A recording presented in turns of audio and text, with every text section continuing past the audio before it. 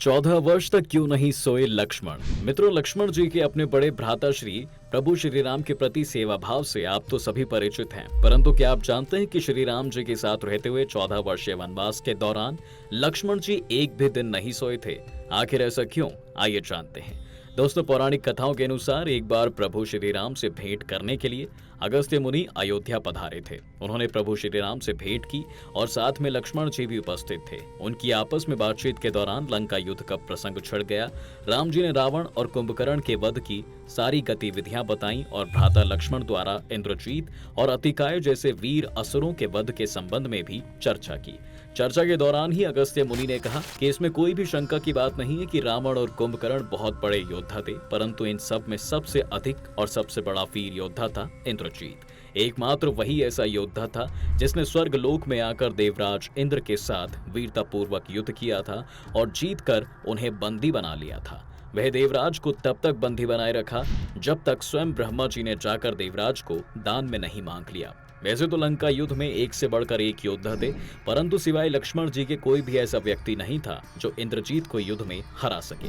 अगस्त्य मुनि के मुंह से अपने भाई लक्ष्मण की प्रशंसा सुन राम जी अत्यधिक प्रसन्न तो हुए, परंतु उनके मन में यह प्रश्न बैठ गया कि आखिर ऐसी क्या बात थी जो सिर्फ लक्ष्मण ही उस इंद्रजीत का वध कर सकते थे। प्रभु ने यह प्रश्न अगस्त्य ऋषि के समक्ष रखा। अगस्त्य ऋषि बोले, इंद्रजीत को ब्रह्मा जी से वरदान प्राप्त था जिसके अनुसार उसका वध वही कर सकता था जिसने 14 वर्ष तक भोजन का एक निवाला भी ग्रहण ना किया हो और ना ही 14 वर्ष तक किसी स्त्री का मुख देखा हो और ना ही 14 वर्ष तक नींद ली हो।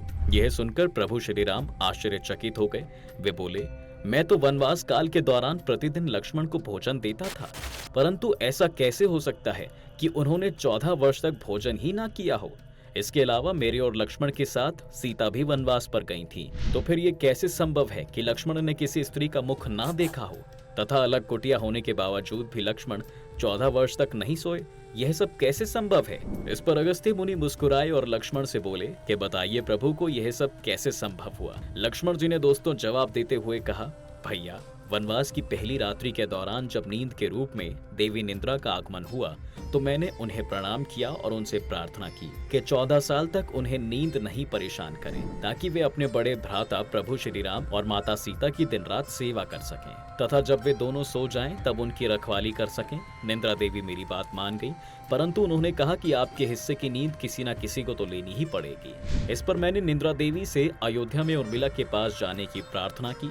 उर्मिला ने आदर पूर्वक निद्रा देवी से मेरे हिस्से की नींद स्वीकार कर ली और वे लगातार 14 वर्ष तक दिन रात सोती रही ताकि मैं बिना थके आपकी सेवा कर पाऊं। दूसरा, भैया, जब हम भाभी को तलाशते हुए ऋषयमुख पर्वत पर गए तो सुग्रीव ने हमें उनके आभूषण दिखाकर पहचानने को कहा था। आपको स्मरण होगा, मैं उनके पैरों के आभूषण के सिवाय किसी अन्य आभूषण को पहचान ही नहीं पाया था। ऐसा इसलिए क्योंकि जीवन पर्यंत मैंने कभी भी भाभी को चरणों के ऊपर देखा ही नहीं था। तीसरा, जब भी मैं फल इत्यादि लेकर आता था तब आप उसके 3 भाग करते और 1 भाग मुझे देकर कहा करते थे कि लक्ष्मण, फल रख लो। आपने कभी फल खाने को नहीं कहा, फिर बिना आपकी आज्ञा के मैं उसे कैसे खा सकता था। मैंने उन सभी को संभाल कर रख दिया। आज भी सभी फल उस कुटिया में ही रखे हुए हैं। इसके बाद दोस्तों, प्रभु श्री राम के आदेश पर लक्ष्मण जी चित्रकूट की कुटिया में से वे सारे फलों की टोकरी लेकर आए।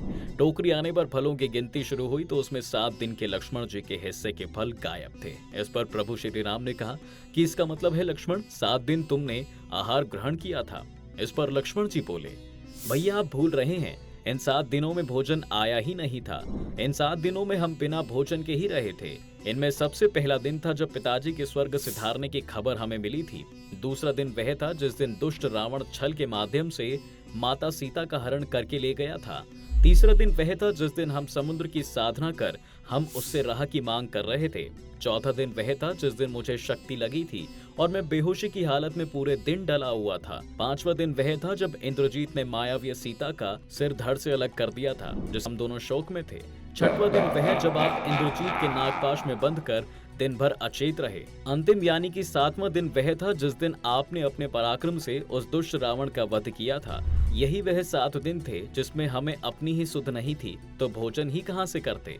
इसके अलावा मैंने विश्वामित्र जी से एक अतिरिक्त विद्या का ज्ञान ग्रहण कर लिया था जिसके माध्यम से कोई भी व्यक्ति बिना भोजन किए जीवित रह सकता है और अपने सारे कार्य नियमित रूप से कर सकता है।